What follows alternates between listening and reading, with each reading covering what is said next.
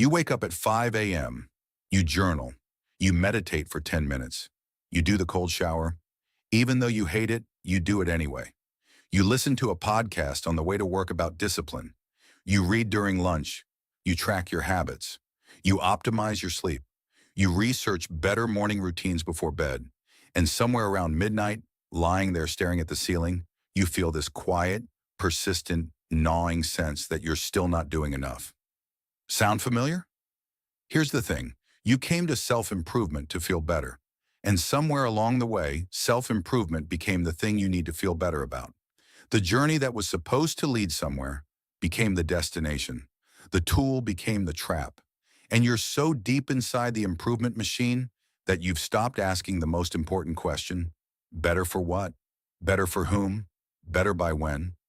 Today we're going to talk about self-improvement addiction, what it actually is, why it happens, what your brain is really doing when it chases the next book, the next habit, the next version of you, and how to tell the difference between genuine growth and something that has quietly started working against you. This is not an attack on self-improvement. I want to be clear about that. This is an honest conversation about what happens when the best intentions get hijacked by psychology you didn't know was running in the background. Let's start with why self-improvement feels so good. Because it does feel good, genuinely, neurologically good, and understanding that is the foundation of everything else. When you decide to change something about yourself, your brain does something interesting. It releases dopamine. Not when you achieve the goal, when you decide to pursue it. The anticipation of becoming a better version of yourself activates the same reward circuitry as any other pleasure-seeking behavior. The brain, as far as your neurochemistry is concerned, doesn't fully distinguish between "I just ran 5 miles" and "I just bought a book about running." Both register as progress. Both feel like movement. And movement, to a brain wired for survival and growth, feels like life. Now add to that the fact that we live inside an entire industry, a multi-billion-dollar industry, specifically engineered to keep that dopamine loop spinning, a new framework, a better system, a more optimized version of the habit you're already doing. The content never ends because the demand never ends, and the demand never ends because the reward circuitry never gets fully satisfied by content alone. You can consume information about becoming a better person indefinitely without ever having to do the difficult, unglamorous, unsexy work of actually becoming one. And your brain, clever and lazy in equal measure, will sometimes prefer the map to the territory for a very long time before you notice what's happening. Psychologists call this pseudo-progress, the experience of forward motion without actual forward movement. It feels productive. It has the texture of growth. But when you look back 6 months later, you realize you've read 14 books about productivity and your life looks structurally identical to how it did before. That's not failure of effort. That's a system doing exactly what it was designed to do. Keep you engaged, keep you consuming, keep you feeling like the breakthrough is just one more insight away. But let's go deeper than the industry, because the industry is just the surface. The more interesting question is, why are some people so much more susceptible to this loop than others?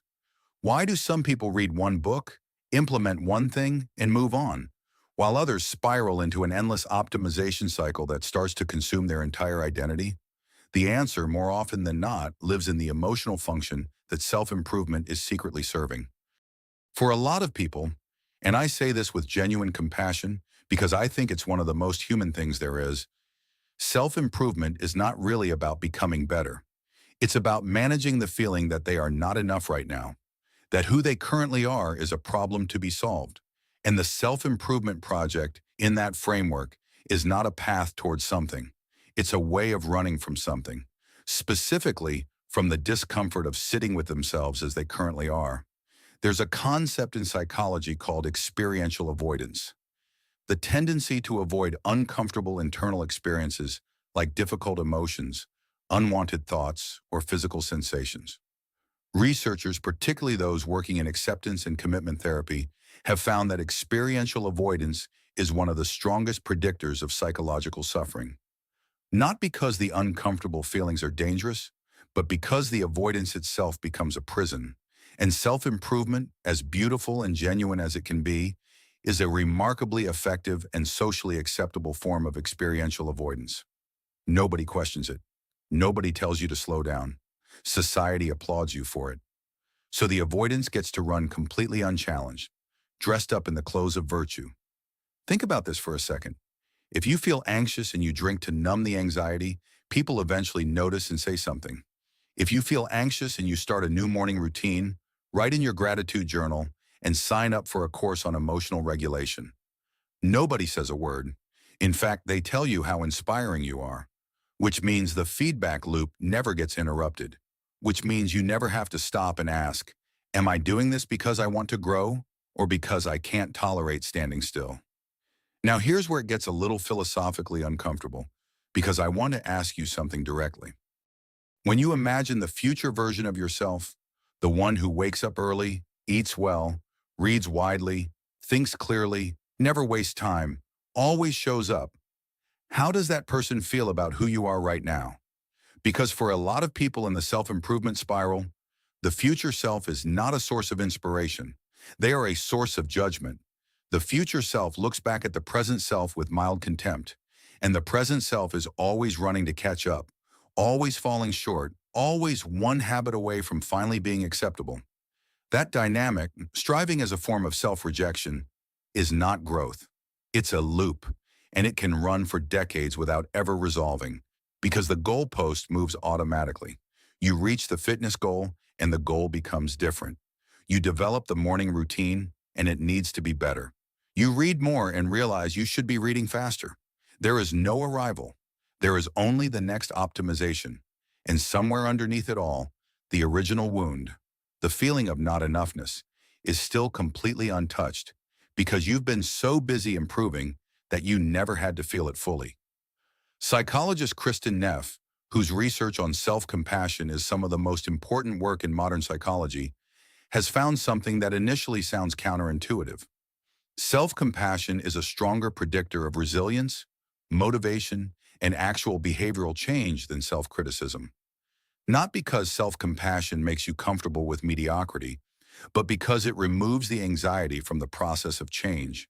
When you're not running from a feeling of being fundamentally broken, you can pursue growth from a place of genuine curiosity and care rather than desperation and fear. The actions might look identical from the outside. The internal experience is completely different, and that difference over time determines everything. There's also something worth naming around identity. Because for a lot of people deep in the self-improvement world, improving has become who they are. It's the organizing principle of their self-concept. They are the person who is always working on themselves. And that identity, like all identities, starts to generate its own protective behaviors.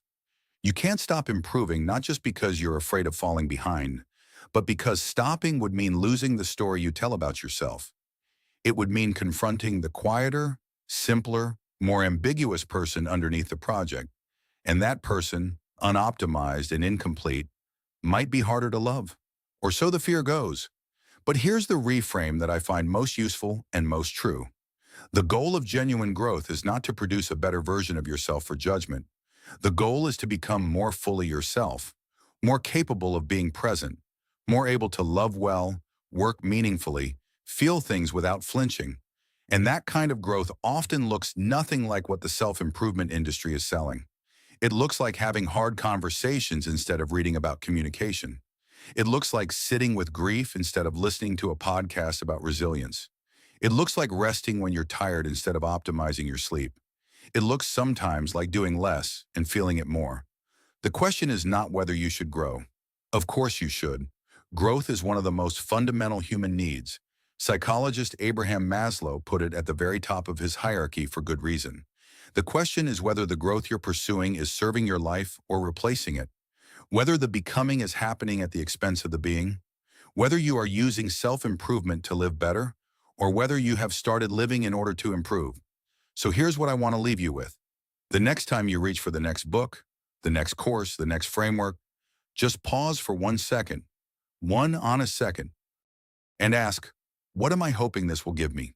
If the answer is a genuine skill, or useful knowledge, or specific growth you've been intentional about, great, go get it. But if the answer is a feeling of finally being enough, a feeling of relief from the low-grade anxiety of being yourself, unimproved and unoptimized, then no book will deliver that. No habit will get you there. Because what you're looking for was never in the next chapter. It was in the pause before you opened it. You are not a project, you are a person. And sometimes the most radical act of self-improvement is deciding, at least for today, that you don't need any. Drop a comment and tell me, does any of this resonate? Are you chasing growth or chasing relief? I genuinely love to know where you land on this. And if this kind of honest, deep dive psychology is the content you come here for, subscribe, because this is exactly what we do every single week. See you in the next one.